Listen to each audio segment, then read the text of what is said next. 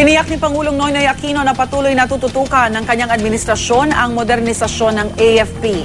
Sinabi po niya yan sa graduation ng Class 2012 ng Philippine Military Academy sa Baguio City.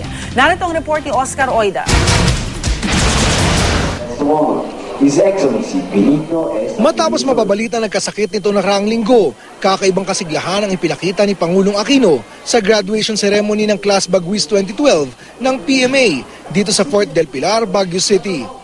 Sa halip na sumakay sa VIP car kung saan karaniwang pinasasakay ang panauwing pangdangal, nilakad ng Pangulo ang Borromeo Field para sa inspection of troops.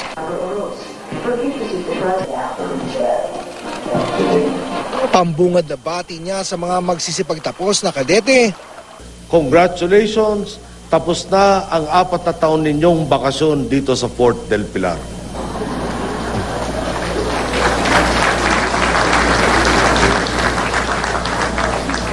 Tapos na po ang practice. Simula na ang pagharap sa mga tunay na suliranin ng inyong piniling larangan. Ginagawa mo noon ang kanyang pamunuan ng lahat para di na raw magbukang kawawang cowboy ang mga sundalo at pulis.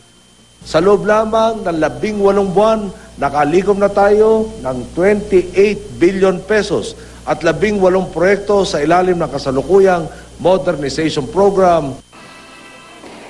Hindi rin nakalimutang batiin ng Pangulo si Mang Mario Pertoliano, ang karpenterong ama ng 2012 PMA top-notcher na si First Class Cadet Tom Pertoliano. Ang kwento ni Mang Mario Pertoliano. Walang pagod siyang nagkarpintero upang maabot ang pangarap na makapag-aral ang lahat po ng kanyang mga anak. Bilang top-notcher, tinanggap ni Cadet First Class Pertoliano ang Presidential Saber at Presidential Academic Excellence Award. Guided with the virtues of courage, integrity, and loyalty, they are now part of us and are to be made manifest in our daily lives at all times, regardless of where we are. Malaki pong pagpasalamat una-una po sa Panginoong Diyos at sa mga taong nagbigay sa amin ng moral support. Para sa unang balita, Oscar Oida reporting.